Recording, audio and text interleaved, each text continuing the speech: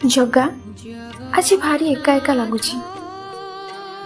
ସମସ୍ତେ କୁହନ୍ତି ତୁ ସବୁଠି ଅଛୁ, ସମସ୍ତଙ୍କ କଥା ବୁଝୁଛୁ, କିନ୍ତୁ ମୋ ଏକାପଣ ଦୂର କରିବାକୁ କାହିଁ କେବେ ହେଲା ତମ ପାଖକୁ ଆସୁନୁ। ମୁଁ ଭାଙ୍ଗି ପଡ଼ି କାନ୍ଦୁଥିଲା ବେଳେ କେବେ ତ ଆସି ମୋ ଲୁହ ପୋଛି ଦଉନୁ। ଜୀବନର ଦୌଡ଼ ପ୍ରତିଯୋଗିତାରେ ଧାଇଁ ଧାଇଁ ଥକି ଗଲିଣି ପୁରା। ଯୁଆଡ଼େ ଚାହୁଁଛି ସମସ୍ତେ ସ୍ୱାର୍ଥପର ଲାଗୁଛନ୍ତି। ମୁଁ ତତେ କିଛି ମାଗିପାରେନି, ଏଇଆ ଭାବି ଯେ ତୁ ମୋ ପାଇଁ ଯାହା କରିବୁ ସବୁ ଭଲ କରିବୁ।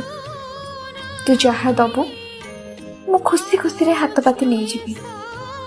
ତୋ ଛଡ଼ା ମୋତେ ଆଉ କିଏ କିଛି ଦେଇଯାଇପାରିବ ସେ ଆଶା ବି ଆଉ ମୋର ନାହିଁ। ତୁ ଦେଲେ ଦବୁ, ନଦେଲେ ନାହିଁ, କିନ୍ତୁ ତୋ ଛଡ଼ା ମୁଁ ଆଉ କାହା ଆଗେ ବି ହାତ ପତେଇବିନି। ତୁ ଜାଣୁ ଜଗା, ତୁ କେମିତି ମୋତେ ସ୍ୱାଭିମାନୀ କରି ଗଢ଼ିଛୁ।